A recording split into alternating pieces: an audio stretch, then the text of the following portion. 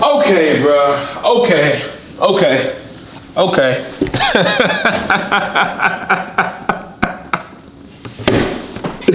Oh my God. I have turned my phone off. My phone has been on D&D for the last 5-6 hours since I woke up. I have not looked at Bleacher Report, ESPN, Overtime, anything that has anything to do with sports. And if you're watching this video, you know why. You know what? I'm not even gonna edit this video. You know what I'm saying? I take a lot of time to edit my video. I'm not even gonna edit this. I want you to see the pure raw emotion that's coming from me, the pain, bruh. The pain that's coming from me making these videos. Let me tell y'all something, bro.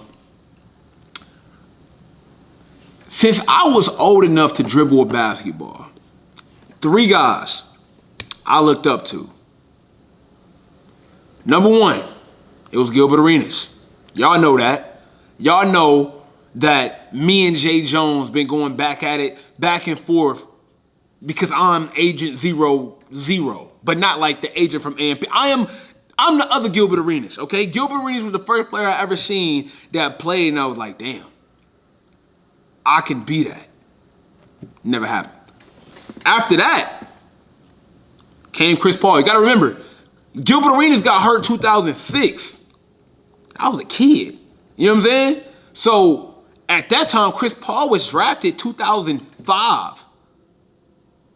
Yeah, 2005. So it was like one of them things where he was fresh on the scene. I've been knew who he was. I've been watching Chris Paul since Wake Forest, man. We go back. Wake Forest. I know about the 61-point game at West Forsyth. RIP to his grandfather game. Scored 61. I know that Chris Paul waited just to get an offer from North Carolina just to turn him down, because he had a scholarship from every other school in the country other than his dream school. Chris Paul's from Winston-Salem, North Carolina, man. He wanted to go to the University of North Carolina, and he purposely waited before he even signed a letter of intent to go to Wake Forest just to turn down North Carolina for them not offering him because they had Raymond Felton. Imagine that, choosing Raymond Felton over the best point guard of all time. I know you're looking at me crazy because I said the best point guard of all time, but you know, Steph Curry's been going crazy. I ain't thinking through, but just hear me out. 20,000 points, 10,000 assists, nobody ever do it. That means something. We gonna move past that though. Gilbert Arenas' phase went out the door, which was a big impact on my life. Then came Chris Paul. Man, watching Chris Paul play basketball was some of my best profound memories as a kid. I would stay up and watch every I know every Hornets team, Clippers team, any team. I knew the bench. I knew they had Marcus Thornton as a rookie. They had Darren Collison as a rookie. They had Pedro Stojakovic on the wing. They had David West. They had Tyson Chandler. They had J.R. Smith. I know the entire roster from his rookie year. I ain't just looked that up before I turned the camera on. I just know it. I'm a through and through. Anybody who's ever known me, ever, at any point in time in my life, know that Chris Paul has always been my guy. Win or loss. I've made a lot of videos here on this channel. Something I want to talk about, man. Look, being a fan comes with ups and downs, man. You know what I'm saying? You don't win them all. But today I just got a vent, bro. It's on my mind, bro. It's like, CP, I love you, dog. Never got a chance to meet you, by the way, which is sad. I gotta meet CP, bro. Like, the fact look, bro, I don't think nobody put on for CP more than me, bro. Nobody on the internet put on for CP more than me. I'm saying that wholeheartedly, chest out. They lose first round, second round, third round. It don't matter. I'm still here. I be getting angry, you know what I'm saying? But I still come around, bro. This one hurt me, bro. Because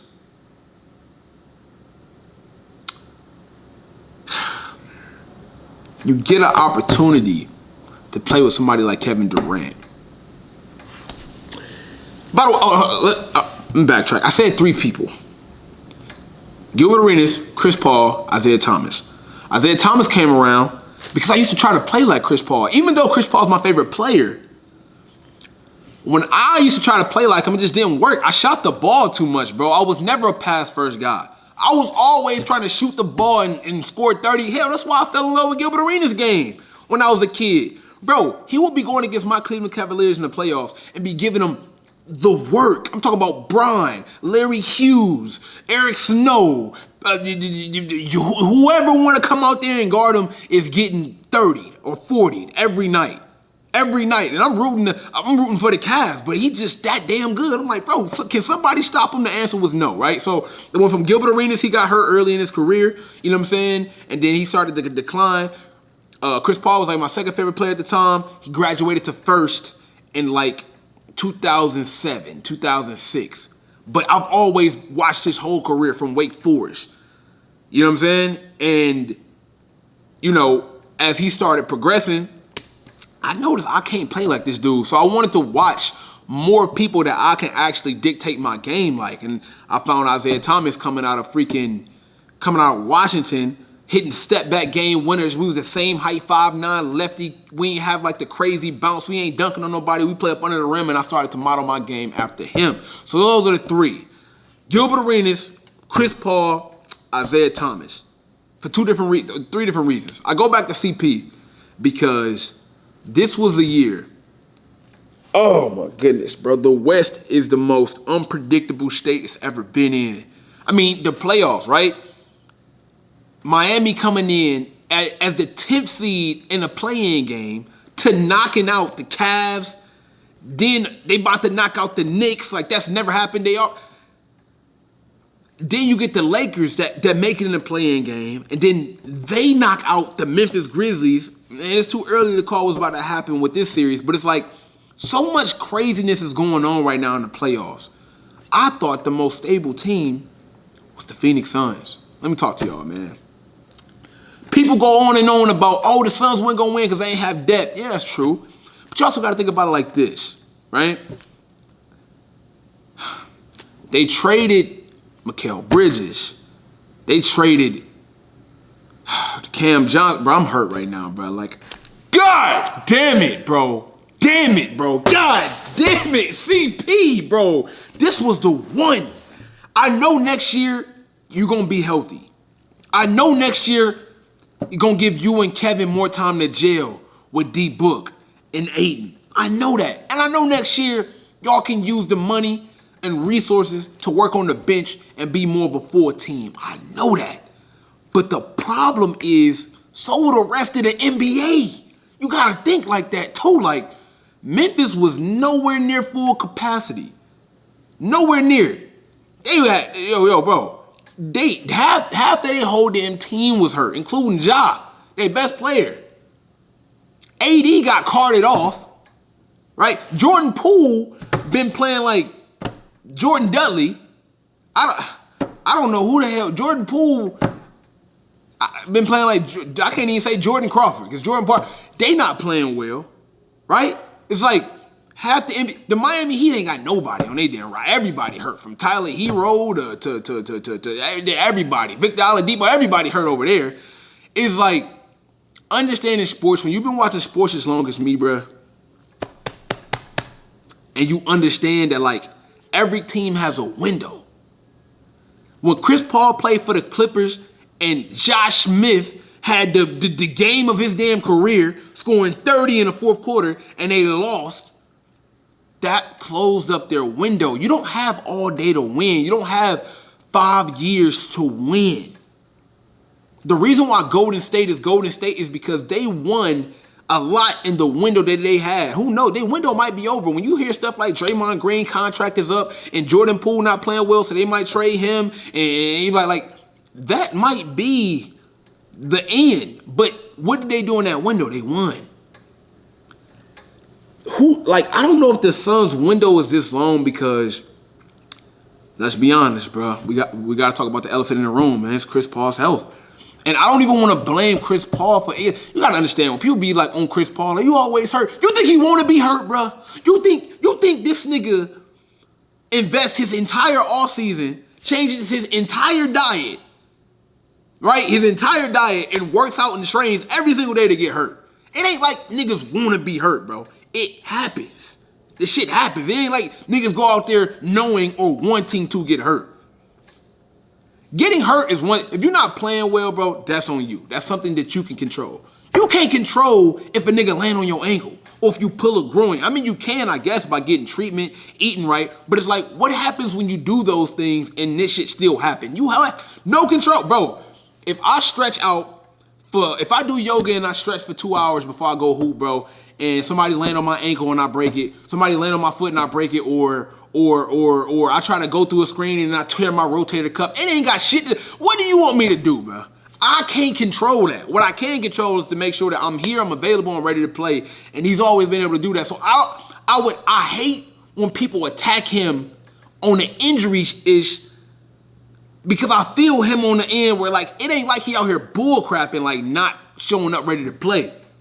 But on the other end, though, I understand, because, like, we need you, bro.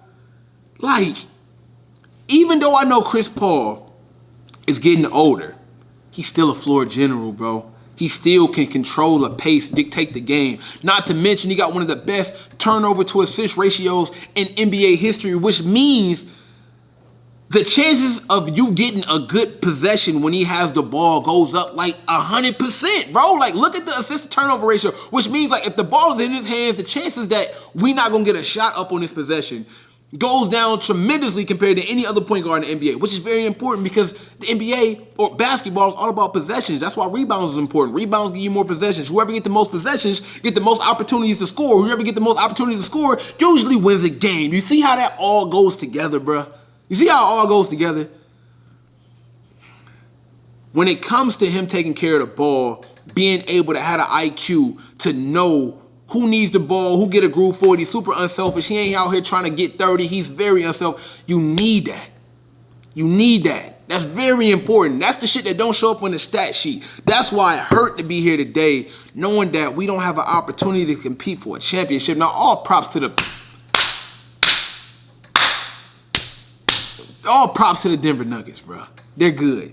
It ain't like they lost to some bums. You know what I'm saying? In my opinion, whoever was going to come out the West was going to have to go through the Nuggets regardless, because they've been repeatedly one of the best teams, or if not the best team in the West for the last 3 years, regardless of the record, if they first, third, or second. Personnel and who they have, they're one of the best teams in the West. I know you got to go through them regardless. But damn, man. I mean, man.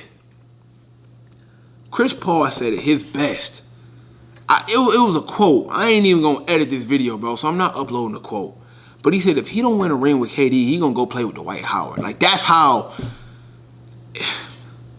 you get Kevin Durant, a scoring machine. You get Devin Booker, a scoring machine. DeAndre Ayton. I mean, I know we could have played better, but it's like, that's a really good starting lineup, bro. And I know the bench ain't deep, but when you put into consideration, like, you got KD, you got D-Book, you got Chris Paul, and you got Ayton.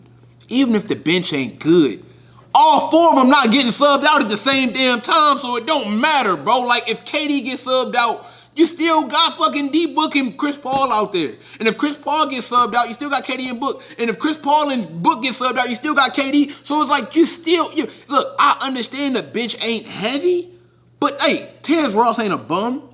Cameron Payne ain't no bum. Cameron Payne ain't no bum. I don't know why I said Cameron Payne. Cameron Payne ain't a bum. You know what I'm saying? Terrence Ross ain't a bum. Landry Shamet ain't a bum. Bismack. It's enough to go with the 4 stars they got. Like I say, bro, it ain't like the bench come in like Kentucky back in like 2016, 2018, and they do a platoon swap and they swap 5-on-5. No, either KD, either D-Book or Chris Paul gonna be out there with whoever coming in anyway. So it ain't like the bench so depleted they can't. No. Oh, bruh, I think we got a chance next year, bro. I'm holding out on faith. I tweeted, if Chris Paul don't win a ring, I'm going bald. I think I got to hold up to that.